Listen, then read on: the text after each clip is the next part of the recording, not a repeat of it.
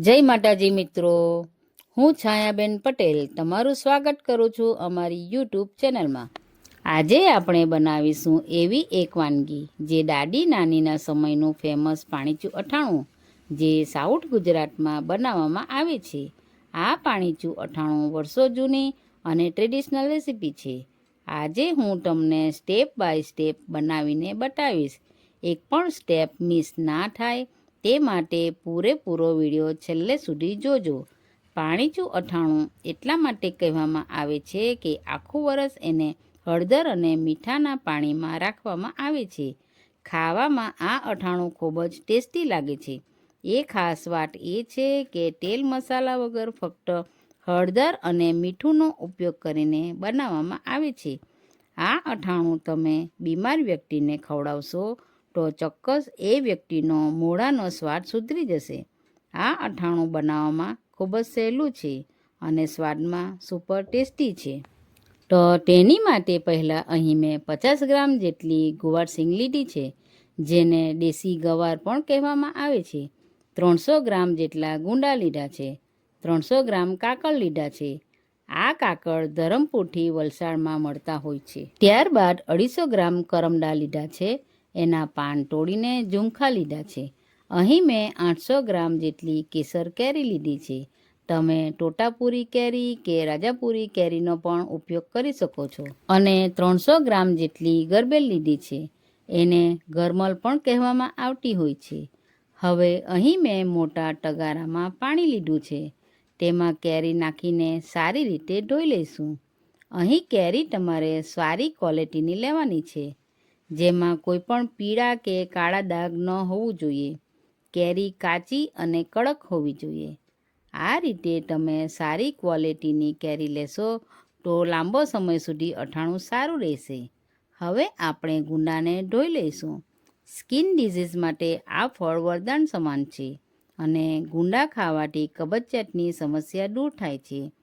હવે આપણે કાકળ પાણીમાં ઉમેરી લઈશું અને સારી રીતે ધોઈ લઈશું। કાકળ પેટની બીમારી, અસ્થમા, ડાયાબિટીસ, ઇન્ફેક્શન અને કેન્સર જેવી બીમારીઓને દૂર કરે છે। ત્યારબાદ ગુવારસિંગ ઉમેરી એને પણ સારી રીતે ધોઈ લઈશું। હવે કરમદા ઉમેરી એને પણ સારી રીતે ધોઈ લઈશું।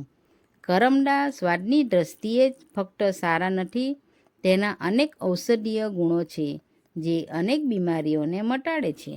હવે આપણે ગરબેલને પણ ધોઈ લઈશું। ગરબેલમાં ઘણી બધી માટી હોય છે, જેથી તેને 2 થી 3 પાણીએ ધોઈ લઈશું। ગરબેલ ખાવાથી પાચન ક્રિયા સુધરે છે। પેટને લગતી દરેક સમસ્યામાં રામબાણ ઈલાજ છે। હવે આપણે ગરબેલને આ રીતે એક એક કરીને તોડતા જઈશું।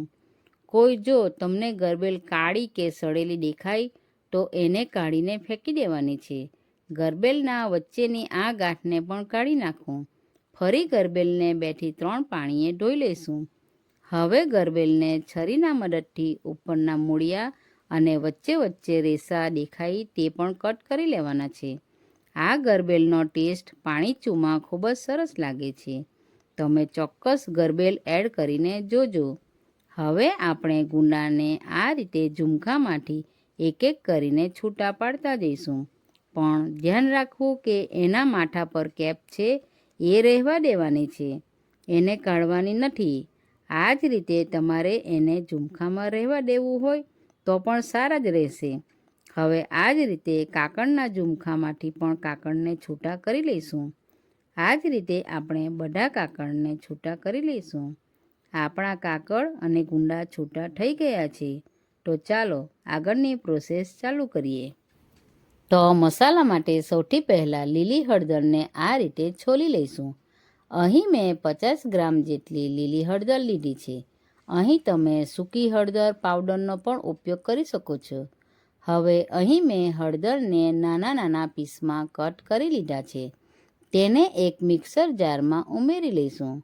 ત્યારબાદ 10 થી 11 જેટલા સૂકા લાલ મરચાં ઉમેરીશું।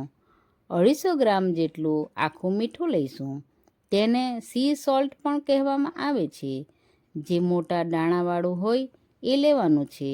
આપણે જે પાવડર મીઠું રેગ્યુલર યુઝ કરીએ તે આ અઠાણુંમાં નથી કરવાનો। હવે આપણે એને સારી રીતે ક્રશ કરી લીધું છે. તમે જોઈ શકો છો કેટલો સરસ પેસ્ટ બનીને તૈયાર થઈ ગયો છે.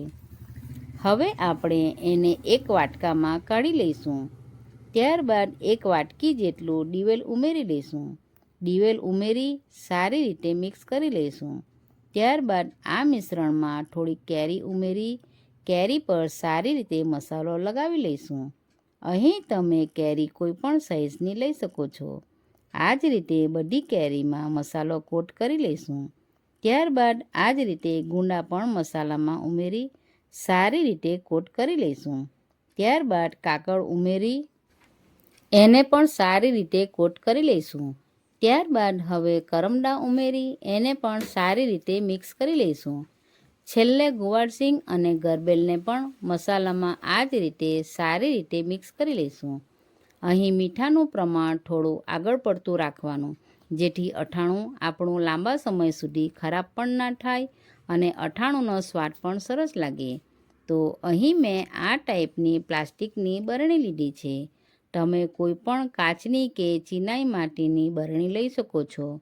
તો આ ટાઈપની મોટી પ્લાસ્ટિકની બરણી લીધી છે. હવે આપણે થોડો મસાલો વધ્યો હતો તે બરણીના અંદરની ફરતે ગોળ ગોળ કોટ કરી લઈશું. દર વર્ષે હું આ જ મેઝરમેન્ટથી પાણીચું અથાણું બનાવું છું. એકદમ પરફેક્ટ બને છે. તમે જોઈ શકો છો બરણીમાં સારી રીતે કોટ થઈ ગયું છે. હવે એક એક કરીને ભરી લઈશું. પહેલાં થોડી કેરી ઉમેરી લીધી છે. ત્યારબાદ થોડા ગુંદા ઉમેરી લીધા છે. મુઠ્ઠીભર કરમદાં ઉમેરી લઈશું. ત્યારબાદ થોડી ગરબેલ અને ગુવારસિંગ ઉમેરી લઈશું. હવે આ જ રીતે ફરીથી આ જ પ્રોસેસ રિપીટ કરીશું. મેં આ recipe step by step share કરી છે, તો તમે આ ફોલો કરશો તો આ પાણીચું સરળતાથી ઘરે બનાવી શકશો. અને પાણીચું અથાણું બનાવવાની આ જ પરફેક્ટ સિઝન છે. થોડો મસાલો ઉપરથી ઉમેરી લઈશું અને આ રીતે ઢાંકણ ઢાંકી લઈશું. હવે બરણીને આ રીતે ઉપર નીચે બરાબર શેક કરી લઈશું. આમાં કોઈ પણ જાતનું ઠંડુ પાણી કે બરફ ઉમેરવા પડશે નહીં. 3 દિવસ પછી આપણે બરણી ચેક કરી લઈએ. તમે જોઈ શકો છો કે આપણું આખું મીઠું પીગળીને પાણી થઈ ગયું છે. ચાલો તો આપણે ખોલીને ચેક કરી લઈએ. પાણીચું બનાવવામાં ટોટલ 15 દિવસ લાગતા હોય છે. હવે ફરીથી બરણીને ઢાંકણ ઢાંકી સારી રીતે શેક કરી લઈશું. તમારે બરણીને 15 દિવસ સુધી શેક કરતા રહેવાનું. કાચ કે ચિનાઈ માટીની બરણી કરતાં પ્લાસ્ટિક બરણી બેસ્ટ રહેશે. 15 દિવસ પછી ફરી એકવાર ચેક કરી લઈએ. તમે જોઈ શકો છો આપણી કેરીનો કલર ચેન્જ થઈ ગયો છે. તમે જોઈ શકો છો કેરી થોડી સંકોચાઈ ગઈ છે. ચાલો તો હવે એક ડીશમાં કાઢી લઈએ. આપણી કેરી થોડી સંકોચાઈ જાય એટલે સમજી જવું કે ખાવા માટે રેડી છે. સાથે સાથે આપણા કરમદાં અને કાકળનો કલર પણ ચેન્જ થઈ ગયો છે. તો સિઝનમાં ચોક્કસથી તમે આને બનાવીને રાખી લો. જો મારી આ રીત પ્રમાણે બનાવશો તો આખું વરસ ખરાબ નહીં થાય. આ પાણીચું અથાણું તમારે જેટલું ખાવું હોય એટલું ધોઈને ખાવું. એમાં દિવેલ ઉમેર્યું છે એના કારણે તમને અથાણું થોડું ચીકણું લાગશે. આ રીતે પાણીચું અથાણું બનાવો અને આખા વર્ષ માટે સ્ટોર કરો. આજે પાણીચું બાઉલમાં છે એ મારું 1 વર્ષ જૂનું પાણીચું અથાણું છે. જેટલું જૂનું પાણીચું અથાણું હશે એટલું જ ખાવામાં ટેસ્ટી લાગશે અને હેલ્ધી પણ રહેશે. હવે એક કેરી લઈ સાદા પાણીમાં સારી રીતે ધોઈ લઈશું. અહીં પાણીચુંમાં દિવેલ પ્રિઝર્વેટિવનું કામ કરે છે. આ રીતે કેરીને 2-3 પાણીએ સારી રીતે ધોઈ લઈશું. હવે કેરીને નાના નાના ગોળ ગોળ ટુકડા કરી લઈશું. એકવાર આ રેસીપી જોશો તો ગેરંટી આપીશ હંમેશા આ રીતે બનાવશો. પાણીચું અથાણું હવે કેરી ઉપર થોડી મરચાંની ભૂકી ઉમેરી લઈશું. તો આ અથાણું દાળ ભાત, ખીચડી, શાક અને કોઈપણ કઠોળના શાક સાથે ખૂબ જ ટેસ્ટી લાગશે. કોઈપણ જાતના વધારાના તેલ મસાલા વગરનું અથાણું. આવી જ અવનવી રેસીપી જોવા માટે અમારી ચેનલને સબસ્ક્રાઈબ કરો અને બાજુમાં બેલ આઇકન દબાવવાનું ભૂલતા નહીં, જેથી નવી નવી રેસીપીની નોટિફિકેશન આવતી રહે.